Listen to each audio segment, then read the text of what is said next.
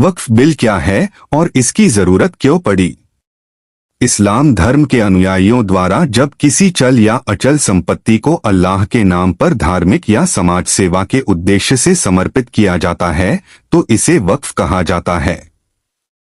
ऐसी संपत्ति एक बार वक्फ होने के बाद सिर्फ नेक कार्यों के लिए ही उपयोग की जा सकती है और वह व्यक्तिगत स्वामित्व से बाहर हो जाती है। वक्फ एक अरबी शब्द है जिसका अर्थ है ठहरना या स्थिर कर देना। जब कोई व्यक्ति अपनी संपत्ति को वक्फ घोषित करता है तो वह स्थायी रूप से अल्लाह की हो जाती है और उसमें किसी प्रकार का परिवर्तन नहीं किया जा सकता। इस संपत्ति को न तो बेचा जा सकता है, न खरीदा जा सकता है और न ही किसी अन्य को स्थानांतरित किया जा सकता है।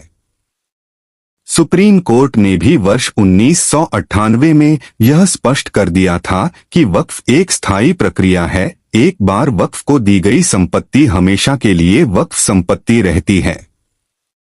इस व्यवस्था के प्रभावी संचालन के लिए केंद्र सरकार ने वक्फ बोर्ड और सेंट्रल वक्फ काउंसिल का गठन किया। सेंट्रल वक्फ काउंसिल एक संस्था है जो वक्फ संपत्तियों के प्रबंधन, संरक्षण और उपयोग की निगरानी करती है। राज्य स्तर पर अलग अलग वक्फ बोर्ड कार्यरत हैं। वर्तमान में देश में कुल 32 वक्फ बोर्ड हैं। इन बोर्डों में चुने गए सदस्य होते हैं जो आपस में चेयरमैन का चुनाव करते हैं। वहीं सरकार एक सीईओ की नियुक्ति करती है जो प्रशासनिक कार्य संभालता है। भारत में वक्फ की संपत्तियों की संख्या विश्व में सबसे अधिक है। रक्षा मंत्रालय और रेलवे के बाद देश में सबसे अधिक भूमि वक्फ बोर्डों के अधीन है। लगभग 9.4 लाख एकड़ जमीन वक्फ के अंतर्गत आती है। देश भर में 8.7 से अधिक संपत्तियां वक्फ बोर्डों के पास हैं। इनकी अनुमानित कीमत करीब 1.5 लाख करोड़ रुपए आकी गई है। आइए जानते हैं वक्फ बिल संशोधन विधेयक 2025 और उससे जुड़ी आपत्तियां क्या है। सरकार द्वारा प्रस्तावित नए वक्फ संशोधन बिल में कई महत्वपूर्ण बदलाव सुझाए गए हैं। प्रस्ताव है कि केवल वही व्यक्ति अपनी संपत्ति को वक्फ संपत्ति घोषित कर सकता है जो कम से कम पिछले 5 वर्षों से मुस्लिम धर्म का पालन कर रहा हो और जिस संपत्ति पर उसका वैध स्वामित्व हो। इस बिल में यह भी तय किया गया है कि वक्फ संपत्तियों पर दावे के मामलों का निर्णय अब जिलाधिकारी के विवेक पर आधारित होगा।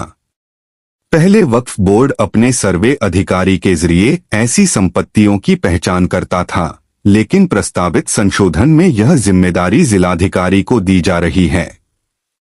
इस कदम का कारण बताया गया है कि कई राज्यों में वक्फ सर्वे अधूरे पड़े हैं और सर्वे प्रक्रिया में भ्रष्टाचार या लापरवाही के मामले सामने आए हैं।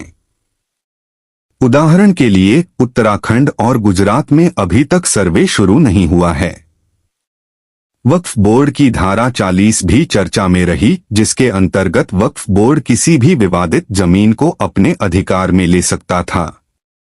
धारा 40 का बार बार दुरुपयोग कर निजी संपत्तियों को वक्फ घोषित करने की शिकायतें भी सामने आई हैं। इन सभी कारणों के चलते वक्फ बिल में बदलाव की जरूरत महसूस हुई। पहले वक्फ बोर्ड के निर्णयों को ऊपरी अदालतों में चुनौती नहीं दी जा सकती, जिससे बेईमानी के सवाल उठते रहे हैं। नए प्रस्ताव में यह व्यवस्था भी बदली जा रही है। पहले वक्फ बोर्ड में गैर मुसलमानों को नहीं लिया जाता था, अब सेंट्रल वक्फ काउंसिल में गैर मुस्लिम सदस्यों को भी शामिल करने का प्रावधान लाया जा रहा है। 22 सदस्यों में से 2 गैर मुस्लिम हो सकते हैं। इसी तरह राज्य वक्फ बोर्ड में 11 में से 2 सदस्य गैर मुस्लिम हो सकते हैं। एक नए कदम के तहत डिजिटल निगरानी और पारदर्शिता का प्रावधान भी बिल में जोड़ा जा रहा है। प्रस्तावित संशोधन के तहत वक्फ संपत्तियों का प्रबंधन अब एक केंद्रीकृत पोर्टल के माध्यम से किया जाएगा। दान देने वाले व्यक्ति को 6 महीने के भीतर अपनी वक्फ संपत्ति की जानकारी पोर्टल पर दर्ज करनी होगी।